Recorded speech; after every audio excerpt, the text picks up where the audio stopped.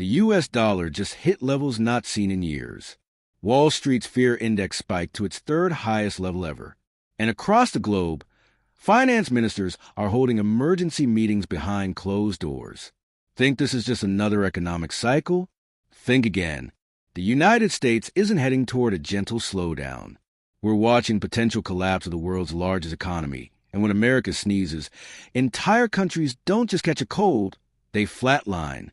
With U.S. debt past $34 trillion, tariffs triggering trade wars, and the IMF raising recession probability to 40%, the dominoes are lined up perfectly. But here's what nobody's telling you. This won't be 2008. It'll be worse. Because while America might survive on life support, 10 countries around the world are already on the edge of the cliff, and a U.S. recession is a shove that sends them into economic oblivion. Stick around as we count down the 10 countries that will absolutely collapse if the U.S. enters recession in 2025, where currency crashes meet sovereign default, and where entire economies will vanish before your eyes. Number 10, Mexico. Picture the Rio Grande, that thin line separating North America's economic giant from its southern neighbor. For decades, that border represented opportunity, trade, prosperity. Now, it's about to become an economic chasm that swallows Mexico whole. Here's what's really happening. Mexico sends approximately 80% of its exports to the United States. 80%. That's $450 billion in annual trade flowing north, making Mexico completely dependent on American consumer demand. The moment Americans stop buying, Mexican factories stop producing, and the entire economy grinds to a halt. Now, let's talk numbers. Since April 2025, the Mexican peso has collapsed by 23% against the dollar, dropping from its April peak after political uncertainty and threats to dismantle the USMCA trade agreement. The peso now hovers at levels that make imports expensive and peso-denominated debt crushing. Mexico's external debt obligations represent about 10% of all emerging market debt globally, shared largely between Mexico, Turkey, and India. And let's be honest, the economic pain is already visible. GDP growth projections for Latin America sit at just 2.3% for 2025, with Mexico bearing the brunt due to its tight integration with the U.S. economy. When U.S. recession hits and American consumers cut spending, Mexican automotive plants, electronics manufacturers, and textile factories will see demand evaporate overnight. We're talking hundreds of thousands of jobs vanishing within months. But here's the kicker. Remittances. Mexicans living in the U.S. sent home over $60 billion in 2024, money that supports millions of families. A U.S. recession means job losses for those workers, which means remittances collapse, which means Mexican families can't pay rent or buy food. It's not just an economic crisis. It's a humanitarian disaster waiting to happen. One of the most overlooked factors? Mexico's new president, Claudia Sheinbaum, is extending policies that markets already distrust, judicial reforms, wage regulations, and nationalist energy policies that spook foreign investors. Combine policy uncertainty with trade disruptions and U.S. recession, and you've got a perfect storm that could push Mexico into full economic collapse. If you thought Mexico was America's stable partner, think again. In 2025, it's a house of cards built on U.S. consumer spending, and when that spending stops, Mexico doesn't just stumble, it collapses. Number 9, Thailand. From the bustling streets of Bangkok to the rice paddies of the countryside, Thailand has built an economy on two things: exports to America and Chinese tourism. Both are about to disappear simultaneously, and the result will be catastrophic. Let's break down the nightmare scenario. The United States recently proposed a 36% export tariff, specifically targeting Thailand. That's not a typo, 36%. This would devastate Thailand's already struggling rice sector, which employs millions and represents cultural and economic survival for rural areas. Add in tariffs on Thailand's electronics, automotive parts, and machinery exports to the U.S., and you're looking at 15 to 20% of Thailand's export market evaporating. The numbers paint a grim picture. Thailand GDP growth, already modest at around 2.5 to 3% annually, could flip negative if U.S. recession combines with these tariffs. External debt remains manageable but rising, and the Thai baht has weakened significantly against the surging dollar, making dollar-denominated debt more expensive to service and imports like oil crushingly expensive. Now let's talk about the lifestyle impact for everyday Thais. Thailand's economy depends heavily on tourism, with Chinese tourists alone representing nearly 30% of all visitors. But here's what most people miss. Chinese tourists spend money because China's economy is growing.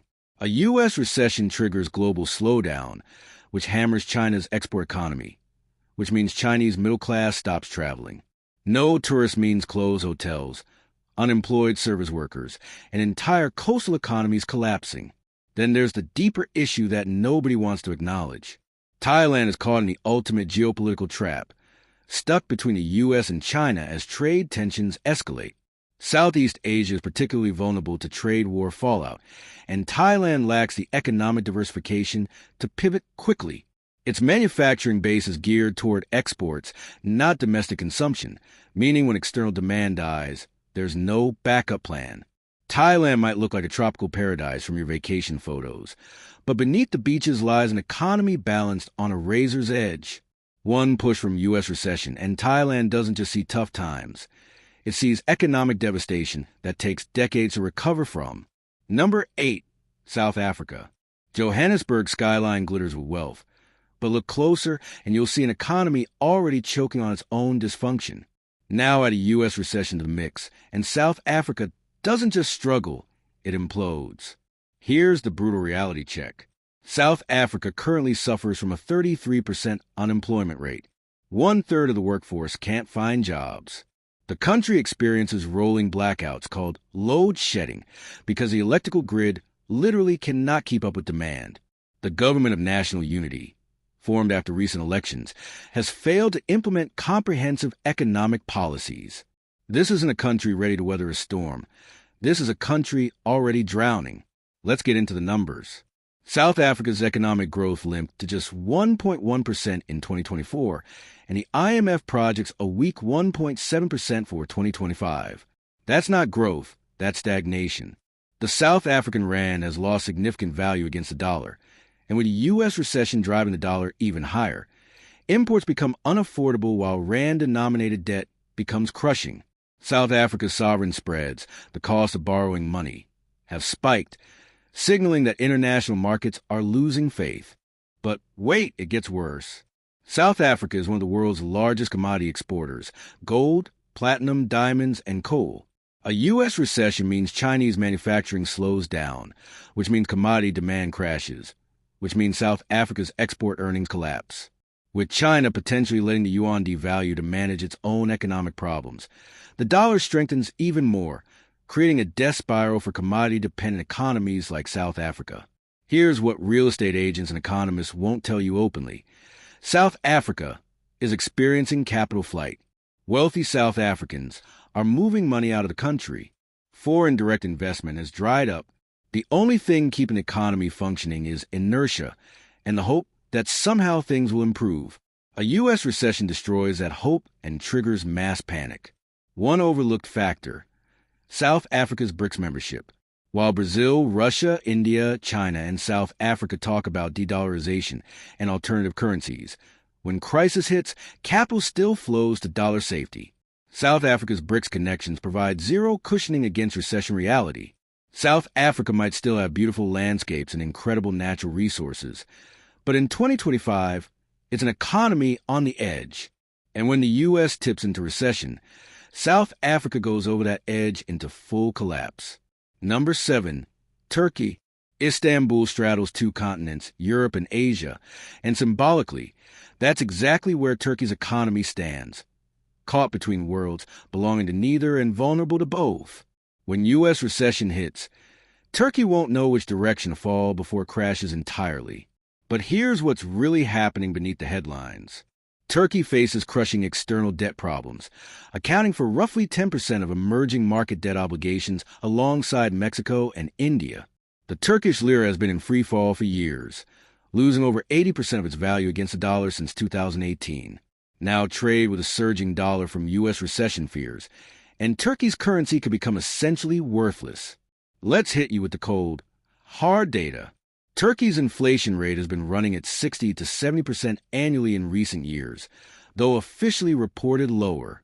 Real inflation means the average Turkish citizen sees their purchasing power evaporate monthly. External debt stands at over $450 billion, much of it dollar-denominated, meaning every dollar surge makes Turkey's debt burden exponentially worse. The country's foreign exchange reserves are critically low, unable to defend the lira when speculative attacks come. Now, let's talk about what this means for everyday Turks. Imported goods, fuel, food, machinery, become unaffordable as the lira collapses. Businesses with dollar loans face bankruptcy as repayments become impossible. The construction sector, once Turkey's growth engine, has essentially frozen as developers can't access financing. Meanwhile, President Erdogan's unorthodox economic policies, including firing central bank governors who raise interest rates, have destroyed investor confidence. Here's the deeper issue that geopolitics experts whisper about. Turkey is strategically positioned between Russia, Europe, and the Middle East. During a global recession, this position shifts from advantage to liability. Energy dependence on Russia, trade dependence on Europe, and security tensions with NATO allies mean Turkey has nowhere safe to turn.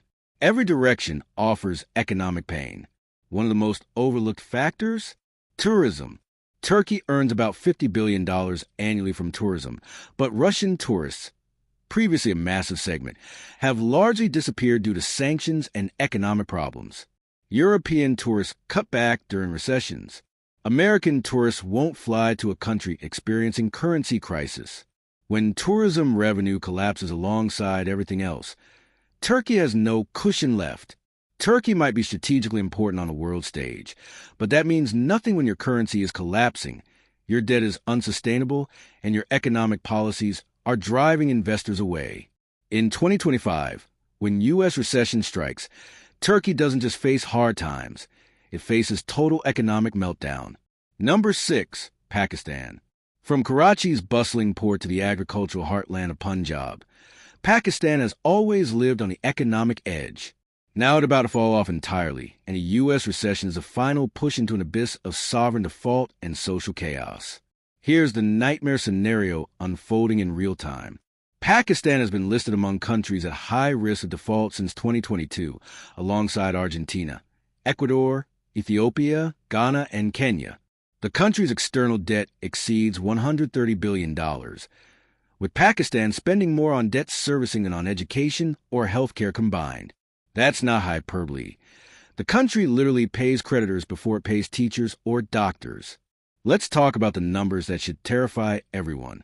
Pakistan's foreign exchange reserve hover around $8 to $10 billion, barely enough to cover 2 months of imports. The Pakistani rupee has devalued by over 40% against the dollar in recent years and continues to weaken. With a U.S. recession driving dollars scarce and expensive, Pakistan won't be able to afford essential imports like oil, food, and medicine. We're not talking about economic pain. We're talking about humanitarian crisis. But wait! Here's what makes it even worse. Pakistan's economy depends heavily on remittances, about $30 billion annually from Pakistanis working abroad, especially in the Middle East and the U.S. A U.S. recession means job losses in construction and service sectors where Pakistanis work, which means remittances dry up, which means families back home can't survive. Add climate change-driven flooding that destroyed infrastructure and crops in 2022 and continues to threaten agriculture, and you've got perfect storm conditions. Here's the kicker: political instability. Pakistan experiences constant government turnover, with military and civilian powers clashing, making coherent economic policy impossible. The IMF has bailed out Pakistan repeatedly, but each bailout comes with conditions that the government struggles to implement. When recession hits and the IMF faces a tidal wave of distressed countries seeking help, Pakistan might find itself abandoned. One overlooked factor that could trigger complete collapse: energy crisis. Pakistan faces chronic electricity shortages, with blackouts crippling industry. The country depends on imported natural gas and oil, paid for in dollars. Dollar shortage from recession means energy imports stop, which means factories close, which means the entire economy freezes. Literally, Pakistan might have nuclear weapons and geopolitical importance, but in 2025, those mean nothing when your economy can't function. A U.S. recession doesn't just hurt Pakistan. It destroys it, triggering default, inflation hyperreality, and potential state failure. Number 5. Argentina. Buenos Aires was once called the Paris of South America, one of the world's wealthiest cities at the turn of the 20th century.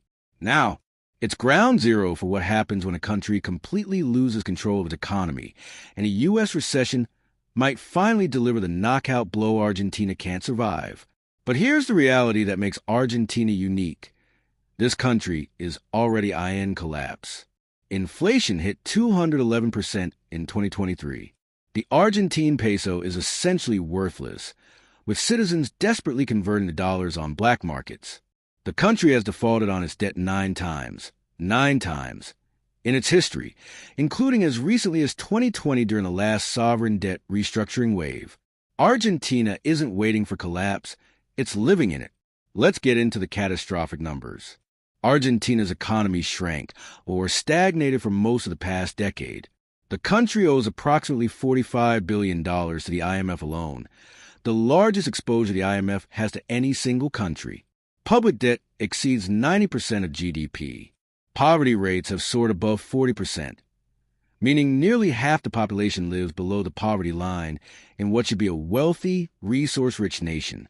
Now here's what makes it worse. Argentina's new president, Javier Milei, has implemented shock therapy economics, slashing government spending, devaluing the peso by 50% overnight, and cutting subsidies. While intended to stabilize the economy long-term, these policies cause immediate agony. A U.S. recession destroys any chance of his reforms working because external conditions overwhelm domestic policy. Commodity prices crash, exports die, and Argentina faces depression rather than recovery. And let's be honest about what this means on the ground. Middle-class Argentines have seen their savings evaporate. Businesses shut down weekly. Brain drain accelerates as educated professionals flee to Spain, Italy, and the United States. The social fabric tears apart as crime rises, protests erupt, and people lose hope in institutions that have failed them repeatedly. Here's what economists won't say openly. Argentina might be too far gone to save. The country has made so many policy mistakes, suffered so many defaults, and destroyed so much institutional credibility that even with perfect policies and global boom conditions, recovery would take decades. With U.S. recession and global contraction, there is no recovery. There's just collapse into deeper dysfunction. One overlooked element: Argentina's lithium deposits. The country sits atop massive lithium, reserves crucial for electric vehicle batteries. This should be an economic lifeline, but political instability, infrastructure problems, and lack of investment mean Argentina can't capitalize on its natural wealth. It's like dying of thirst next to a well you can't access. Argentina represents what happens when every economic policy goes wrong for decades, and when the global economy crashes, countries like Argentina don't survive. They become cautionary tales of how nations fall apart. Number 4, Lebanon. Beirut was a financial capital of the Middle East, the Switzerland of the Levant, where banks from across the Arab world stored wealth and conducted business. That Lebanon is dead. What remains is an economic corpse, and U.S. recession is about to bury it permanently. Let's be brutally clear about Lebanon's situation. This country has already collapsed. Since 2019, Lebanon's currency lost 98% of its value. Banks locked depositors out of their own accounts, implementing capital controls that trap people's life savings. The official exchange rate became meaningless as black market rates exploded. Power outages last 20-plus hours daily. Basic services don't function. This is post-apocalyptic economic failure. The numbers are almost incomprehensible.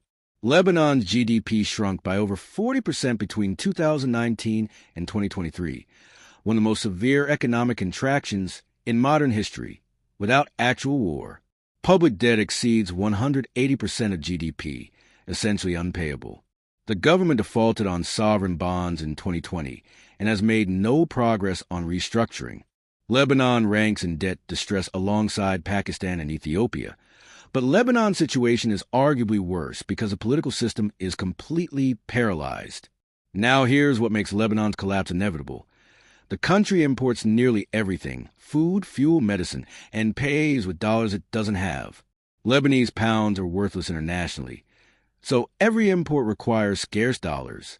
U.S. recession makes dollars even more expensive and harder to obtain. When Lebanon can't import fuel, hospitals shut down. When it can't import wheat, people starve. We're not exaggerating. This is the actual trajectory. But wait, there's more dysfunction. Lebanon's government barely exists. Political paralysis between Christian, Sunni, Shia, and secular factions means no budget, no reforms, no coherent policy. Hezbollah controls parts of the country. Syrian refugees strain resources. Regional instability from Israel-Palestine conflicts and Syrian civil war creates security nightmares. The state has essentially failed while technically still existing. Here's what aid organizations won't tell you. Lebanon is experiencing brain drain on a catastrophic scale. Doctors, engineers, professionals, anyone with skills has left or is desperately trying to leave. The population has dropped as Lebanese flee to Europe, the Gulf, Africa, anywhere that offers hope. What remains is increasingly the elderly, the poor, and those trapped without means to escape. One overlooked detail. Lebanon's banking sector was central to Middle Eastern finance. Its collapse triggered contagion fears across the region and demonstrated how quickly confidence can evaporate. Lebanese banks, once considered safe havens, became prisons for depositors' money. This destroyed trust in regional financial systems. Lebanon doesn't face potential collapse from U.S. recession. Lebanon has collapsed. The recession just ensures it stays buried, with no chance of resurrection, becoming a permanent failed state in the heart of the Middle East. Number 3. Sri Lanka. This island paradise off India's southern coast made global headlines in 2022 when its economy imploded so completely that the president fled the country in the middle of the night. Protesters stormed the presidential palace. The government ran out of fuel and food. Sri Lanka became the poster child for sovereign default. And guess what? It's about to happen again, but worse. Here's what you need to understand. Sri Lanka hasn't recovered. It barely survived. The country underwent debt restructuring with the help of Lazard financial advisors, joining the 2020 to 2025 wave of sovereign defaults alongside Argentina, Ecuador, Zambia, Ghana, and Ethiopia. But restructuring isn't recovery.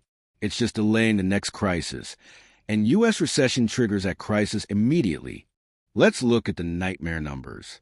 Sri Lanka's public debt still exceeds 120% of GDP despite restructuring. The country depends on IMF bailouts with strict conditions, cut subsidies, raise taxes, reduce government spending. These austerity measures crush ordinary Sri Lankans, while barely denting the debt problem. Foreign exchange reserves remain critically low at around $3 to $4 billion, less than 3 months of import coverage. The Sri Lankan rupee continues weakening against the dollar. Now here's what makes Sri Lanka's situation particularly tragic. The country's collapse was avoidable. Sri Lanka's problems stem from horrendous policy choices, giving massive tax cuts while maintaining high spending, borrowing heavily for infrastructure projects that generated no revenue, and depleting foreign reserves to defend an overvalued currency. When COVID hit and tourism disappeared, the house of cards collapsed. But here's the kicker. Sri Lanka depends almost entirely on 3 things: tea exports, garment exports, and tourism. All 3 die in a U.S. recession. Americans stop buying Sri Lankan apparel. European tourists cancel vacations. Tea prices collapse as global demand weakens. With all 3 revenue streams dying simultaneously, Sri Lanka has no way to earn the foreign currency it desperately needs to pay debts and import essentials. One factor most analysts overlook: political trust is destroyed. Sri Lankans watch their government lie about the economy for years, drain their savings, and then flee when crisis hit. When the next crisis comes, and U.S. recession guarantees it will, people won't protest, they'll riot. We're talking about potential societal breakdown, not just economic problems. Then there's the demographic issue. Sri Lanka has an aging population with increasing healthcare and pension obligations, just as the economy can least afford them. Young, educated Sri Lankans are leaving, doctors migrating to Australia, IT professionals to Singapore, anyone with options fleeing. The country is left with mounting obligations and shrinking productive capacity. Sri Lanka represents the terrifying reality that default isn't the end of problems. It's just the beginning of worse problems. And when U.S. recession hits, Sri Lanka doesn't get a second chance at recovery. It gets a second default, deeper poverty, and potential state failure. Number 2, Ethiopia. When you think of Ethiopia, you might picture ancient history and coffee ceremonies.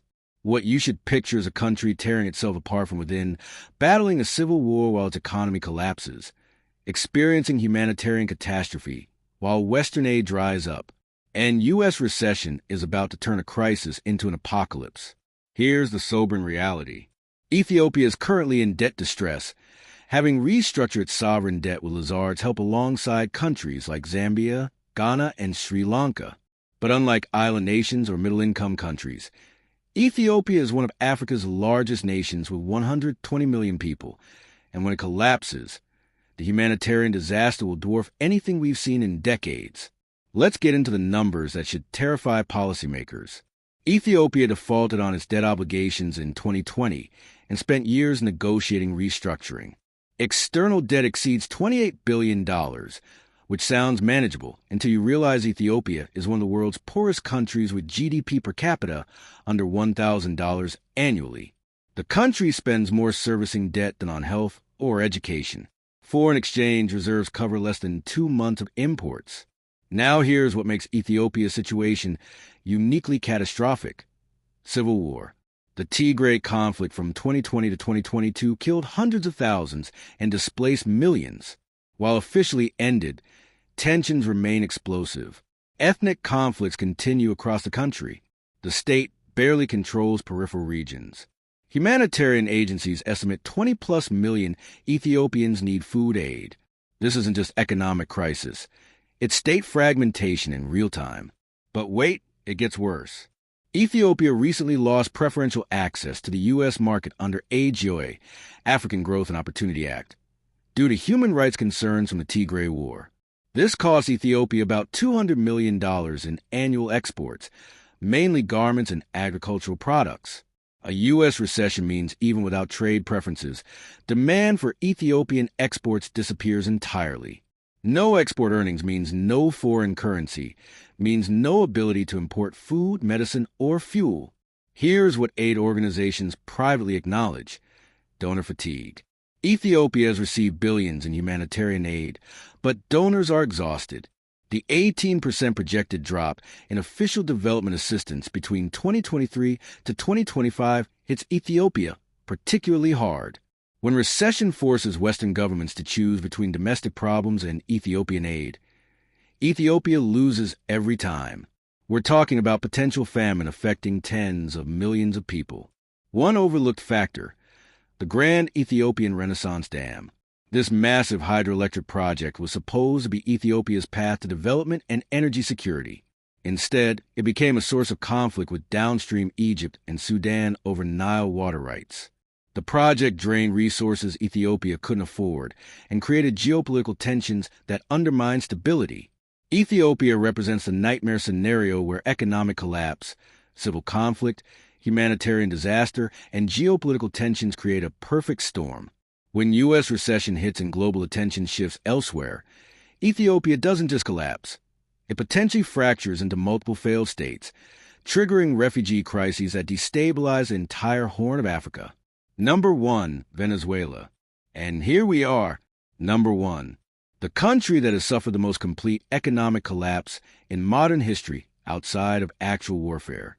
The country that went from South America's richest nation to a humanitarian catastrophe, so severe that 1/5 of its population fled as refugees. The country that proves economies can die while the nation technically still exists. Ladies and gentlemen, Venezuela. Let's start with the incomprehensible truth. Venezuela sits atop the world's largest proven oil reserves, larger than Saudi Arabia's. This should make Venezuela fantastically wealthy. Instead, it's experiencing collapse so severe that it's become a case study in how to destroy an economy through sheer policy incompetence. Here are numbers that seem impossible, but are real. Venezuela's economy has contracted by over 75% since 2013. 3/4 of economic output gone. Hyperinflation reached 1,000,000% at its peak, with prices doubling every few days. The currency became so worthless that people weighed cash rather than counting it. 7 million Venezuelans, 20% of the population, have fled the country as refugees, creating Latin America's largest migration crisis. GDP per capita has collapsed to levels below the 1950s. Now, let's talk about what this actually means on the ground. Venezuelan hospitals have no medicine, no equipment, no supplies. Patients bring their own surgical gloves if they can find them. The power grid fails regularly, leaving entire cities dark for days. Water systems don't function. Garbage piles up uncollected. Crime has exploded to among the world's highest rates. The country has regressed to pre-industrial living standards despite being in the 21st century. But here's what makes Venezuela number one on this list. It can still get worse. U.S. sanctions have crippled what's left of Venezuela's oil industry. When global oil prices collapse during U.S. recession, Venezuela's only remaining revenue stream disappears. The Maduro regime survives on oil money and aid from allies like Cuba and Russia. When that money dries up, regime survival becomes impossible. And let's be honest about what comes next. Venezuela faces 3 scenarios. 1. The regime collapses, triggering chaos and potential civil war. 2. The regime desperately escalates repression, creating even worse humanitarian catastrophe. 3. The regime falls and is replaced by something equally dysfunctional. None of these scenarios involve recovery. All involve more suffering. Here's what international observers won't say publicly. Venezuela is a failed state that just hasn't admitted it yet. The government doesn't control its borders. Criminal gangs run entire regions. The economy functions through black markets and barter. State institutions exist on paper, but not in practice. This is Somalia with more oil and Spanish language instead of Somali. One overlooked factor, regional impact. 7 million Venezuelan refugees have spread across Latin America, Colombia, Peru, Ecuador, Chile, Brazil. These countries already struggle economically. U.S. recession makes absorbing refugees impossible. If Venezuela's collapse accelerates, which it will during recession, we're talking about another 2 to 3 million refugees fleeing, overwhelming neighboring countries, and creating regional crises that could destabilize multiple nations simultaneously. Then there's the resource curse angle. Venezuela's oil should be a blessing, but became a curse as the government spent oil revenues on political patronage instead of diversification.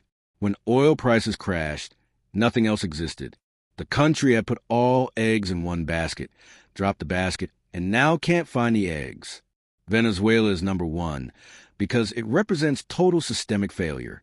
It's not just economic collapse, but societal collapse, the death of institutions, the evaporation of social trust, the breakdown of basic services, the flight of human capital. When U.S. recession hits and oil prices crash, Venezuela doesn't face crisis. It faces extinction as a functioning state, becoming a permanent disaster zone that will take generations to rebuild, if it ever rebuilds at all. From Venezuela's oil-rich wasteland to Mexico's dollar-dependent factories, from Lebanon's banking graveyard to Ethiopia's war-torn regions, we've witnessed 10 countries standing on the edge of economic abyss. And the only thing holding them up right now is hope that U.S. recession won't happen. That hope is running out. The pattern is unmistakable. Debt levels that can't be sustained, dollar dependence that can't be broken, export economies with no domestic backup, and political systems too dysfunctional to respond. The IMF is raising recession probability to 40%. Global growth is projected to slow to 2.3%, below the threshold traditionally considered recessionary. Trade tensions are escalating. Debt servicing costs exceed spending on health and education in over 35 low-income countries. And critically, official development assistance is dropping 18%, meaning when crisis hits, there's no safety net. In 2025 and beyond, we're not watching the possibility of collapse. We're watching the mechanics of how it collapses. Will Mexico's peso crash first, or will Turkey's lira beat it to worthlessness? Will Pakistan default before Argentina faces its 10th default, or will Sri Lanka go first? Will Ethiopia fragment into civil war, Or will Venezuela's regime finally fall? The U.S. recession, not if but when it comes, won't look like 2008's financial crisis. It will look like 1929's Great Depression, cascading across the globe, toppling governments, starving populations, and creating refugee crises that dwarf anything modern history has seen. These 10 countries aren't just facing recessions. They're facing extinction as functioning economies. Here's the truth that economists whisper but won't say publicly. The global financial system is more interconnected and more fragile than ever before.